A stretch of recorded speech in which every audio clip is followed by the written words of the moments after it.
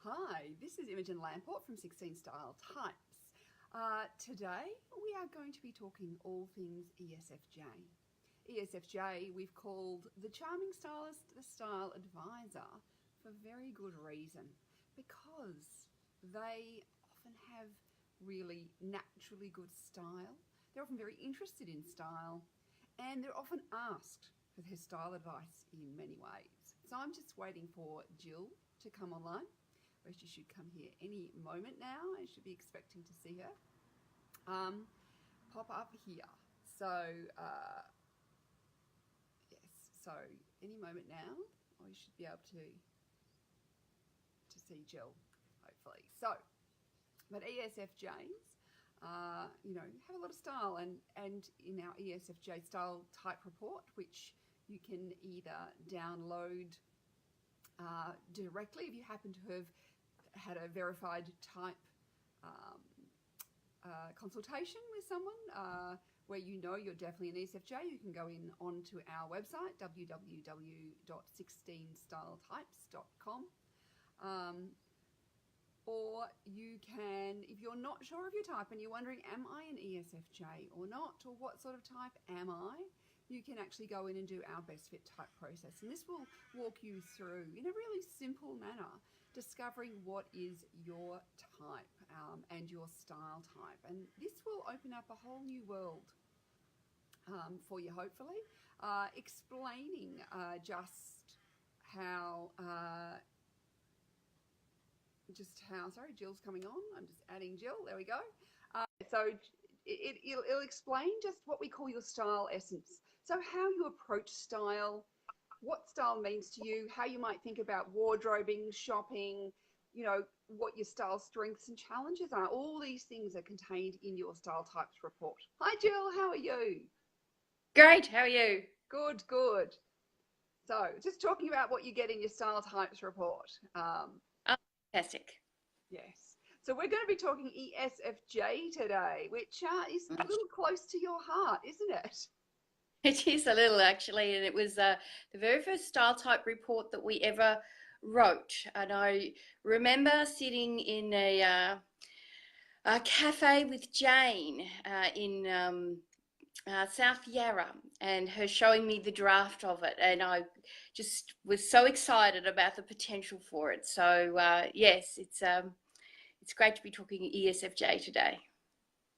So one of the things we always promise to tell people about is what other types can learn from the ESFJ. And so as someone who is ESFJ, what do you think are some of the gifts that the ESFJ style type has?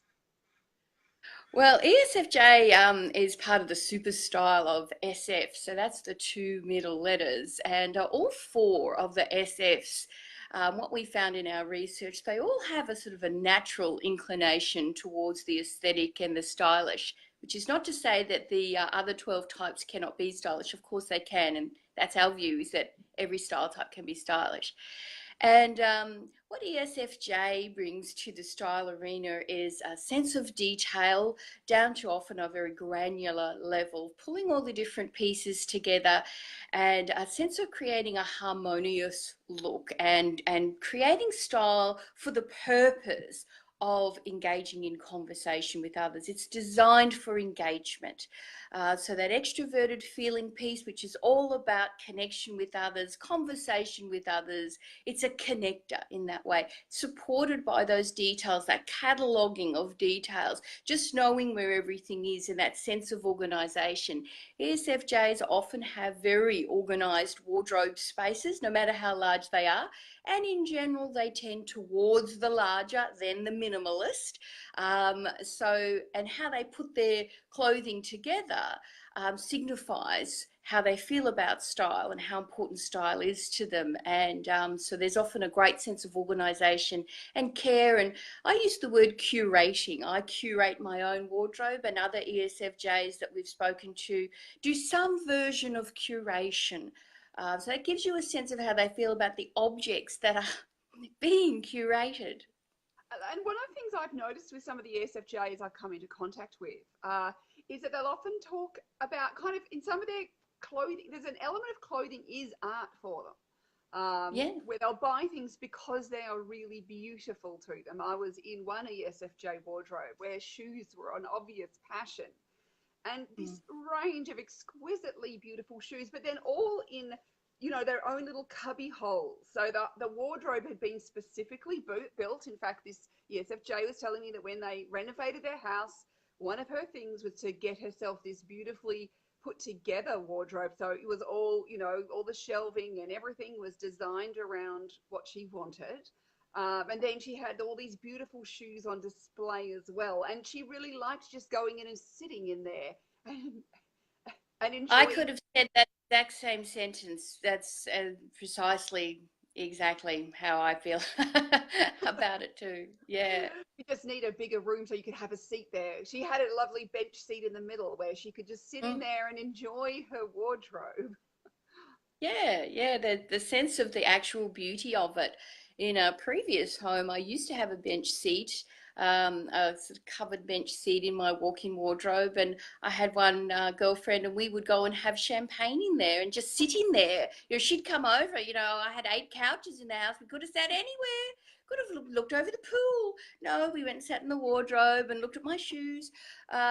She had a thing for it as well. So yes, there can be that degree of interest in it. And of course, as we've talked about with each of the style types, anything either overdone or underdone can start, you know, you get into the territory of, is this really serving me? And that, of course, is as true for ESFJs as it is for any other type. So you can tell me, Jill, you mentioned before that because of your extroverted feeling, which is your dominant function, you dress in a way to start a conversation. So what would you do? So explain how you do that. So other style types go, oh, well, if I want to, you know, I'm going to a party, I'm an introvert. I find it hard Right. to start conversations. So what can you Yeah. teach me that I could learn? Oh, well, I tell you, this is such an intriguing area. Part of it can be explained, and part of it I'm sure I can't explain. So I'll just say that out loud. So the bit that maybe can be explained is about the physical look and the attention to details and things coordinating and matching. Part of it is an attitude and a friendliness. You know, I am so often asked for directions on the street. I engage with strangers an awful lot, often initiated by them. So I think for a lot of ESFJs, they're not the only type, but they are one type that are considered very friendly and approachable, non-threatening. They are the kind of type that other people will approach. You know, I walked past a woman the other day. I was wearing something sort of long and flowing and caftan, and she just made a comment almost over her shoulder. She was walking back. She said, "Oh, you look beautiful." And I mean, you know, that kind of thing. Um, for an ESFJ often matters a lot. They can carry you through the rest of the day, that form of affirmation. So the being able to start a conversation has to do with all the details and the pieces. And then there is that sense of, I want to engage in this conversation. And I'll tell you why that's important. I went to a barbecue recently, and there was a woman. She was gorgeously dressed, lots of coordination. She worked in a stylish industry. And when we got chatting, and I just made a passing remark that I thought would be met with some kind of a nod or, you know, quick thing, I made a remark about how stylish she was. Well, she just found she was an introvert, which was fairly obvious from talking to her, the pace of her speech and a whole stack of other clues she was giving out. And it was a real incongruence that she had this style that invited you in, but when she got the attention, she found it uncomfortable. And we were in a group of just, there was 4 women talking, very non-threatening. She wasn't, you know, on the stage, the center of a lot of attention. And that was just a really good reminder of, you know, how you manage the attention, particularly if you're an introvert, because it can become overwhelming really quickly. Yeah, so when you are thinking about like putting together an outfit that might start a conversation, I'm assuming there's very few ESFJs who wear head to toe black, for example. I'd be surprised. It might happen, but it would surprise me. And if she was doing that, I would assume that there were relationship or interaction reasons that meant that she was honoring something in her environment, people interactions, key elements that were important. So she might be working in a design environment where that kind of head to Is toe the black. uniform. But I would guess there's some color going on somewhere, even if you can't see it. So when you're talking about putting things together, so what do you think, because one of the things we've noticed is a lot of ESFJs have a natural affinity with style. So Yeah. so what skills do you have that me as an INTJ just wasn't born with? Um, well, an enduring interest in it, that really is key. My very first introduction to style came with my Barbie dolls, and it really has not left me since then. And my grandmother was an enabler. She made lots of clothing for my Barbie dolls, who had tortured lives and wonderful wardrobes.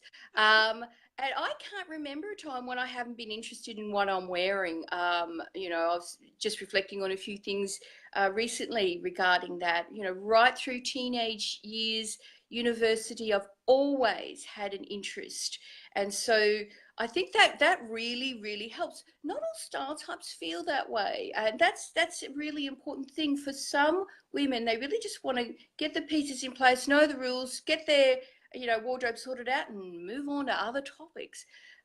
So having an interest in it, and then the detail, that really is something where ESFJs excel, is in that attention to the detail, and where they might be short on patience in other aspects of their lives, being oriented towards movement and getting things, done.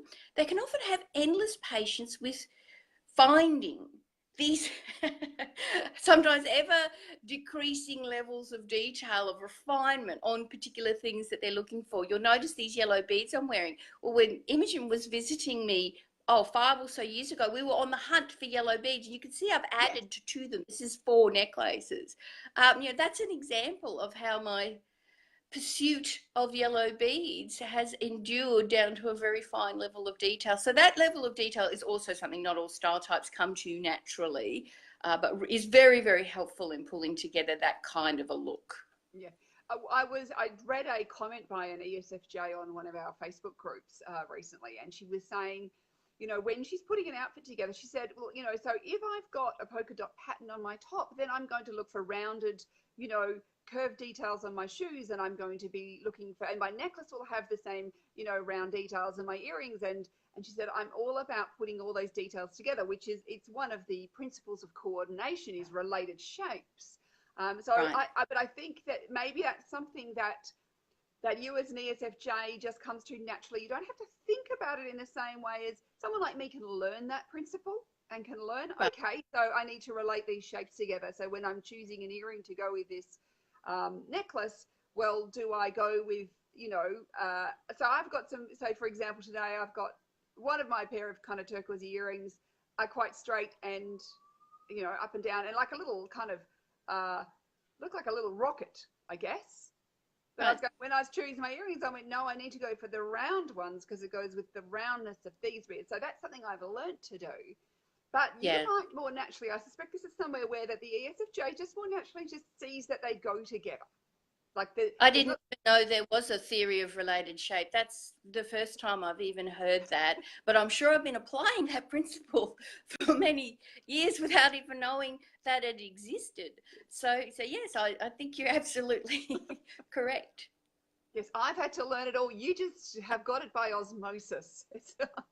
That said, it doesn't mean that the ESFJ is, or any other of the ESF types are always getting it right. I mean, I can look at images and go, what was I thinking? Honestly, I mean, that just is so not working on, any number of levels.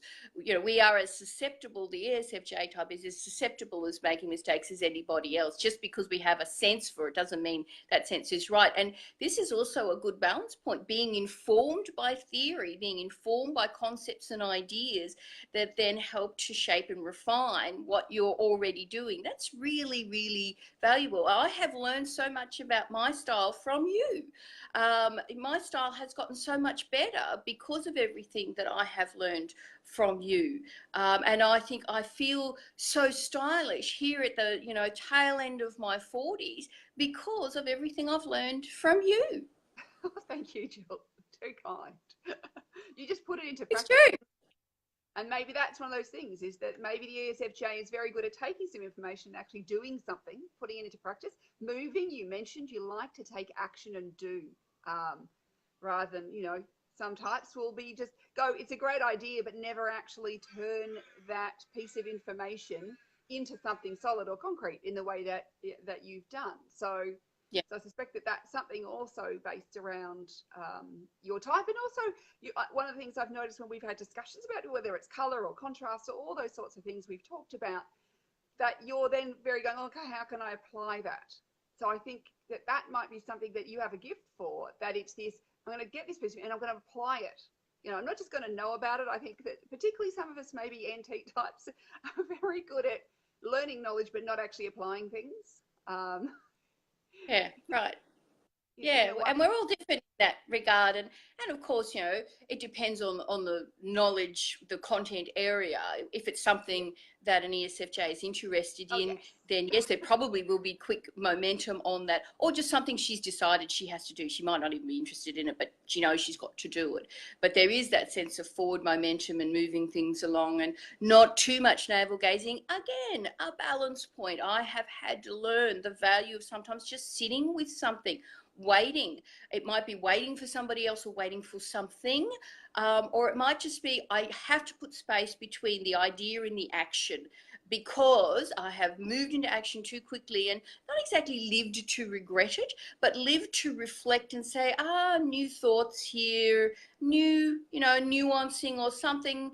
And sometimes I allow a bit of space, and the same action I thought I was going to take is the action I take. But then I'm reassured.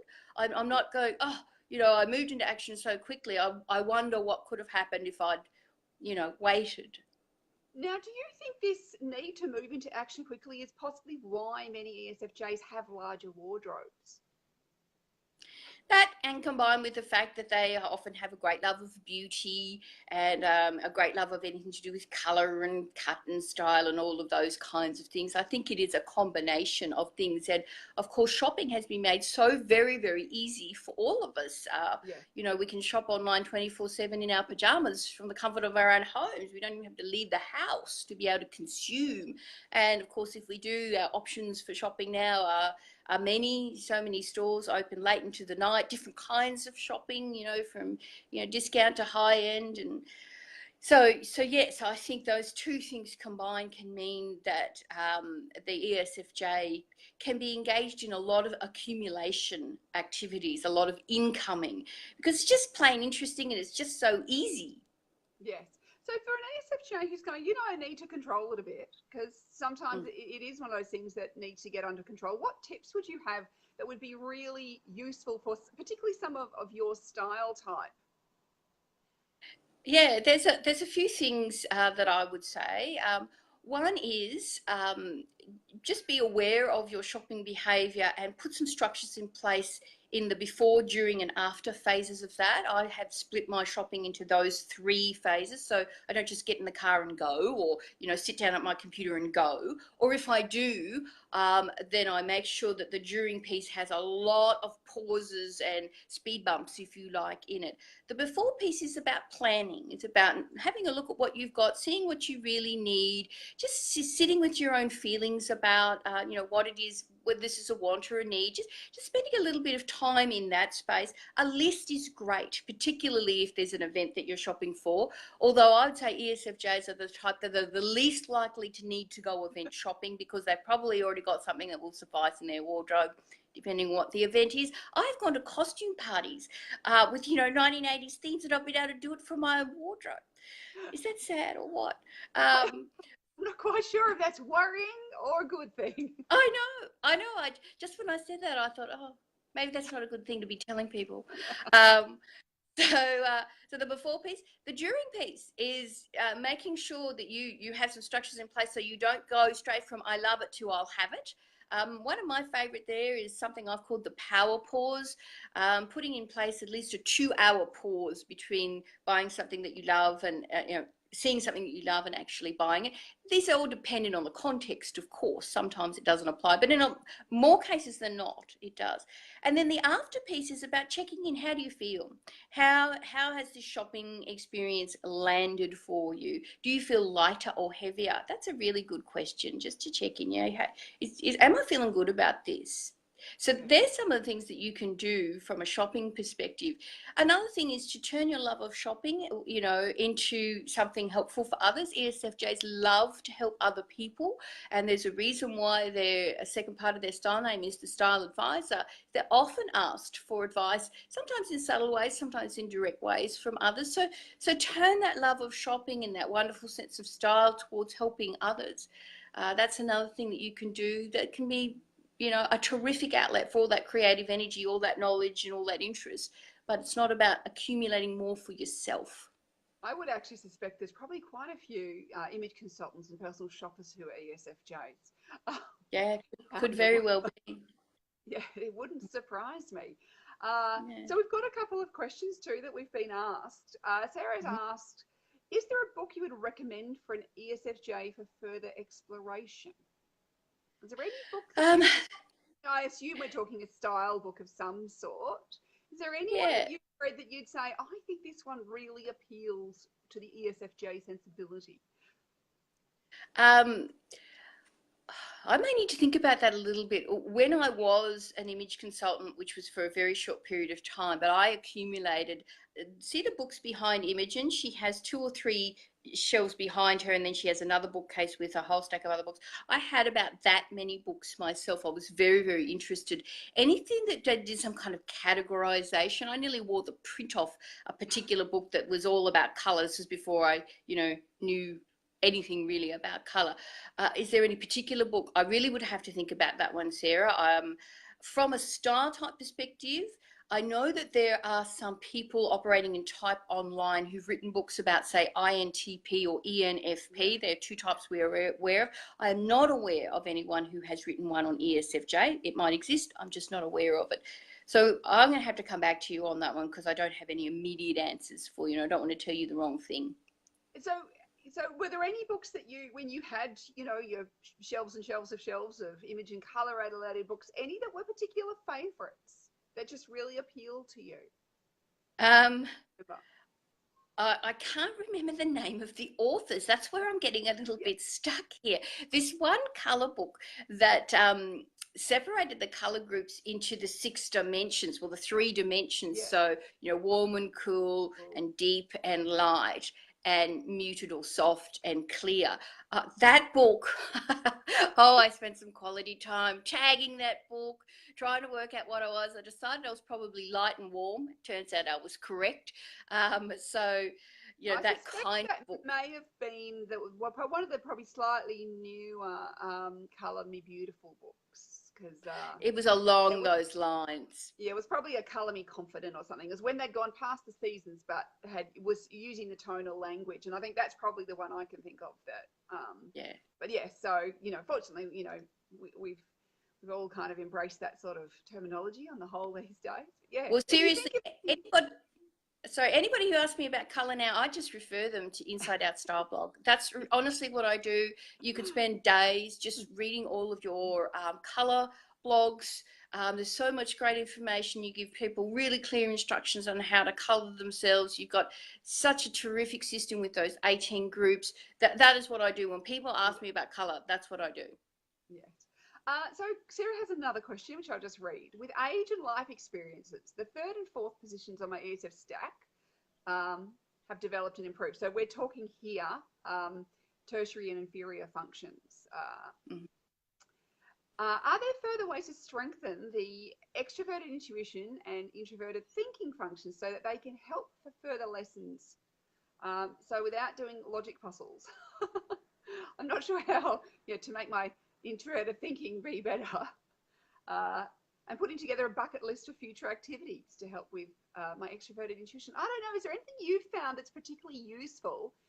Because often with these tertiary and inferior functions, there are less developed functions and we're not as good at them, and they can often turn up in negative ways too in the way we're working in the world. And I wonder, is there anything there that's maybe comes up, particularly maybe it's in the shopping environment? So some of the things you've learnt have been how to manage some of those things.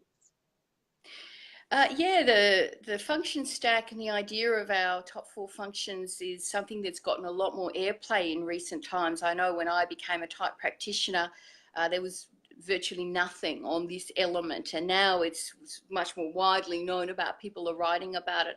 Just want to caution, not everybody is interested at this level of detail, and the accepted wisdom still remains that your dominant and your auxiliary function are those that are most developed, and also because of that, most of your psychic and psychological energy is surrounded with your dominant and your auxiliary function, which is not to say that others in your stack don't come into play, but in terms of conscious energy going towards them, so that's why they're often the answer or the solution when you get out of balance or you get in the grip, which is a term that's used to refer to high levels of stress that often sends you into your fourth or your inferior function. Yeah, was that really me? I think is how Naomi Queen described it. And you can have these out of body, you look back and you go, wow, was that really me? And I mean, how this relates to those who are, you know, listening to this and saying, I have no idea what you're talking about. How this relates to is the fact that as human beings, we are multidimensional. There is more to us than just what our, you know, 4 letters in our code suggest. So, you know, from that perspective, that's probably all you need to know for now. The extrovert intuition for me is just about tossing around ideas and staying with ideas and talking ideas through, and how much energy I can get from that. But then I fatigue very early with that kind of activity. So being aware of that, an all-day brainstorming session would be very, very difficult, or a prolonged brainstorming period, because of that need for closure that ESFJs have. They want to bring things to a conclusion and move on to the next thing. Yes. So do you think, out of, you know, because you've got an over shopping program too that people can do, that if they do have an issue with over shopping, do you think that there is something there in one of your inferior functions, you know, that is part of the reason that you're more prone to the over shopping, or getting into it in a negative way where shopping becomes a crutch of some sort? Well, one of the reasons that people overshop is to mask or ignore painful emotions, emotions that they don't want to feel. One of the reasons I overshopped was kind of the opposite of that. Was I was in the, you know, caught up in a very positive emotion. I often shopped as a celebratory thing. Something really great had happened. I'd run a wonderful leadership workshop, and I was, you know, in Melbourne, and so I'd go out and all those restraints that I talked about were not in place. And one of the things that introverted thinking, inferior function for ESFJ, can bring is this sense of internal order, this sense of classifying and putting some sort of framework around things. And that can be quite a helpful thing for somebody who has no tendency towards that kind of activity, can be to do some sort of analysis, not just storage, but analysis of what you have. It can slow you down. And that can be really, really valuable if you have no braking, B-R-A-K-I-N-G, if you have no braking mechanism. There's nothing between you and more incoming. You want braking mechanisms. And so anything that does that for you can be helpful. So there's some really handy tips. If there's any questions, feel free to ask them. But otherwise, we'll finish you up on this ESFJ chat. And then we're actually going to come back and have another style types chat, more general style types chat in just a moment. But if we haven't got any specifically ESFJ questions, we'll leave that there for today. And of course, you can watch this at any time because it remains on our page. And we will look forward to talking to you about another style type and what their gifts are next month as well.